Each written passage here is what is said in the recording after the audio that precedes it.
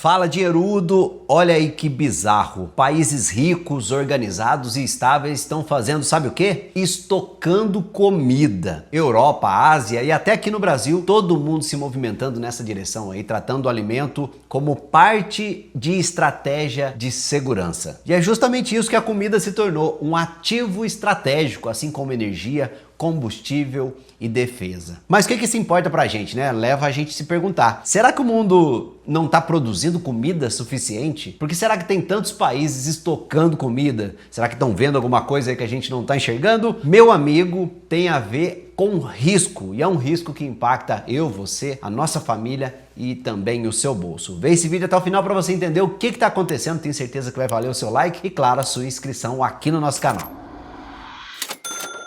O que vem na sua mente? Vou perguntar pro Brunão primeiro aqui, quando você vê ou quando você escuta que países estão estocando comida? Medo. Medo, não dá uma sensação que tem uma coisa muito errada? Com certeza. E o pior é que não são países frágeis, são países no geral desenvolvidos, mas que hoje não estão confiando totalmente ali no comércio global, sabe? E os governos estão olhando tudo isso e enxergando do outro lado. Os mercados podem até funcionar ali na maior parte do tempo, mas em cenários extremos, e o que a gente tem mais hoje é cenário extremo, né, Bruno? Com certeza. Inclusive, se tiver guerra, a gente não sabe nem apontar para que lado começou hoje. Tem pontos focais de conflito em diversas partes do mundo, né? Complicado, que pode facilmente escalar para um nível global. Então, nesses cenários mais extremos, não dá para confiar que eles vão continuar fornecendo alimentos justamente quando a barriga estiver doendo, né? Que é na crise. E agora eu trago rapidamente para você aqui alguns casos para te provar. Ó, na Noruega, uma das economias mais ricas, porém mais dependentes do comércio exterior do mundo, ela começou a construir reserva de emergência de grãos pela primeira vez desde o fim da Guerra Fria. Olha isso. São países que já passaram por guerra, né? Exatamente. Sabe como funciona o esquema, né? Perfeito. E ao longo dos últimos anos, o governo de lá contratou empresas privadas para armazenar 30 mil toneladas de trigo. A justificativa: crise causada pela pandemia, aumento do risco geopolítico, que é o que a gente falou, e incerteza climática. A Suécia, orçamento para 2026, está incluso uma reserva de 63 milhões de dólares para restabelecer estoques emergenciais de alimentos. E a medida faz parte de uma estratégia de defesa total, que é chamado, olha só, é um dos maiores investimentos desde 1950. E a Suécia planeja estocar, além de grãos, sementes e fertilizantes, a cadeia inteira, né? A estratégia é integrar empresas privadas para gerenciar e rotacionar as reservas com o objetivo de manter a qualidade e evitar distorções no mercado. E também incentivaram o estoque individual, hein? Para o povo de casa manter o estoque também. E no final de 2024, o governo distribuiu 5 milhões de panfletos aos cidadãos, olha essa, Brunão, com instruções sobre estocar alimentos, encontrar abrigo em caso de guerra. É mole? Medo. Olha que continua. Na Alemanha, em agosto do ano passado, o ministro da Agricultura disse que Berlim estava revisando as suas reservas de alimentos de emergência, com o objetivo de incluir mais itens para consumo, tipo comida enlatada mesmo, sabe? Hoje o país gasta milhões de euros por ano para estocar 100 mil toneladas de alimentos, ou seja, uma lógica parou de funcionar, né? Para que imobilizar dinheiro em estoque se o mercado global tá funcionando, né? Você tá precisando de comida, tem alguém para te fornecer, como o Brasil é um grande exportador de alimentos. Todo mundo em alerta, né? Para que fazer isso se o mercado é eficiente, ele entrega comida quando a gente precisa? A gente vai falar já já. Na China, só no ano passado foram 18 bilhões de dólares, 6% de aumento, para armazenar grãos, óleos, outros produtos agrícolas, e eles falam muito também em autossuficiência de grãos. As autoridades chamam isso, Brunão, de segurança absoluta de abastecimento. É bem estranho, hein? Triste, né? Ou pelo menos curioso. Objetivo: proteção contra choques externos por conta da tensão geopolítica. E o governo diz que as reservas de arroz e trigo que ele já tem podem atender às necessidades internas por mais de um ano. E olha que eles já perderam milho estocado lá uma época, né? Deixaram tão parado que ficou impróprio para consumo humano, tiveram que destinar para etanol. E olha esse ponto, até a Índia, que é a maior exportadora de arroz do mundo, ela tem seus próprios estoques, os maiores estoques públicos da história. Vê se tem sentido um negócio desse. Não tem. No Brasil, geralmente o governo costuma intervir pontualmente, né, e também popularmente para tentar reequilibrar os preços, e raramente dá certo. Em 2023, o Lula começou a reconstruir os estoques públicos de alimentos. O Paulo Teixeira, que era ministro de Desenvolvimento Agrário, ele falou que o nosso objetivo é garantir a soberania alimentar e combater as flutuações de preço que ocorrem em grande parte devido às mudanças climáticas. No ano passado, o governo gastou mais de 500 milhões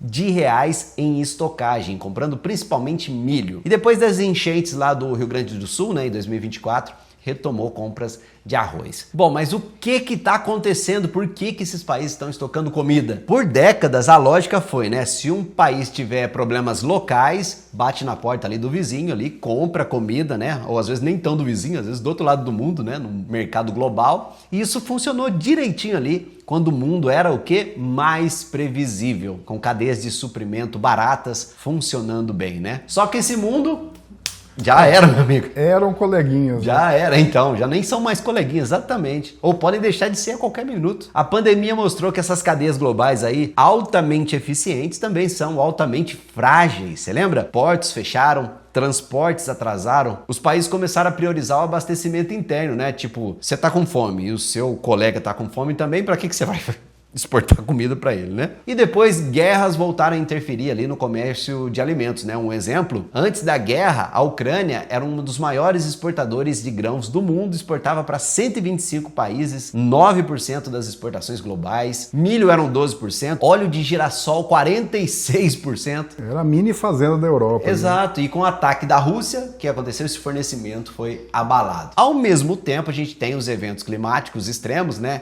Secas, enchentes, ondas de calor, passaram a ocorrer com mais frequência, com menos previsibilidade, e o comércio global começou a funcionar com mais incertezas, né? Esse comércio deixou de ser apenas econômico e voltou a ser geopolítico. As exportações podem ser restringidas, tarifas podem surgir a qualquer momento, do dia para a noite, rotas podem ser interrompidas e o problema não é a produção global de alimentos, é o acesso a eles. Até tem alimento, ele existe, sabe? Mas pode não chegar na hora que você precisa, ou quando você precisa, ou ficar caro demais. Sanções, governo fechar as portas. Exatamente. E depender do mercado dá certo ali, eu diria que 99% do tempo. Mas é perigoso demais quando algo sai fora do normal e a gente está tendo tudo hoje no mundo menos um mundo normal. E por décadas o comércio global funcionou seguindo a lógica da eficiência máxima, né?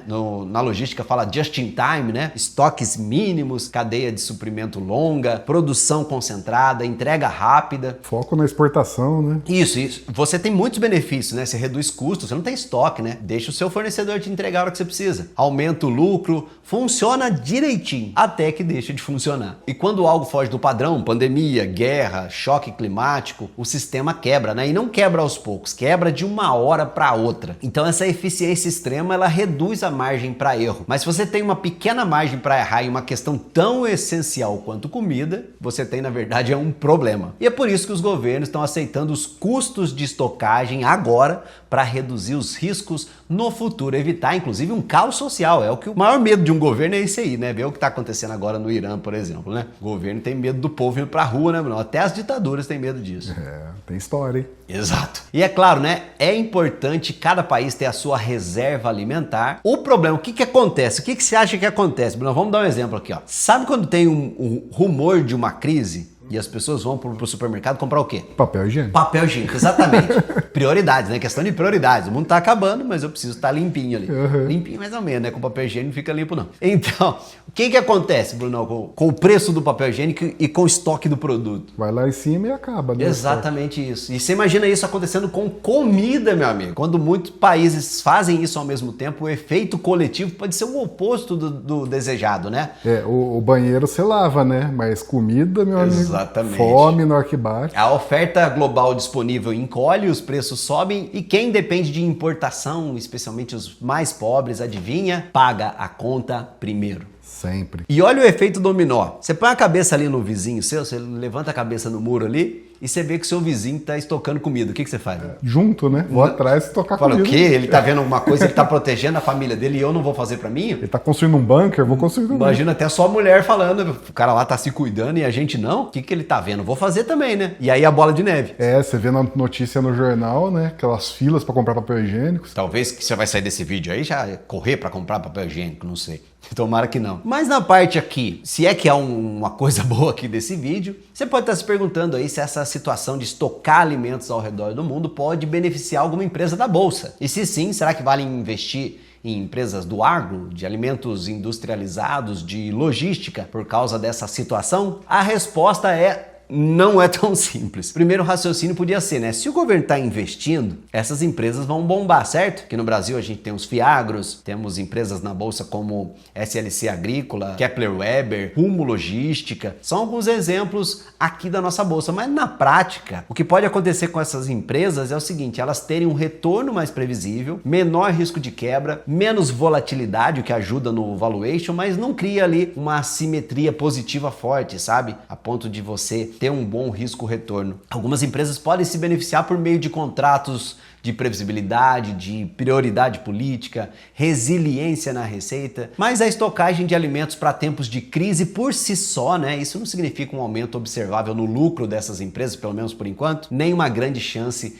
de valorização nessas ações. E esse é o ponto mais importante. Talvez os governos estão pensando como tratar os alimentos como um ativo estratégico. Isso não está criando ali países vencedores ou estratégias vencedoras. Está criando, na verdade, menos perdedores óbvios, né? Porque se der coisa ruim, a primeira coisa que vai sentir é o estômago. O que você acha dessa história toda? Quero ouvir a sua opinião e manda também a resposta para a pergunta que o Brunão vai mandar agora. Eu quero saber qual que é a sua estratégia em momentos assim, se você já está se mexendo ou não. Tá estocando comida? Como é que tá o estoque aí, meu amigo? Valeu, tudo de bom. Tchau.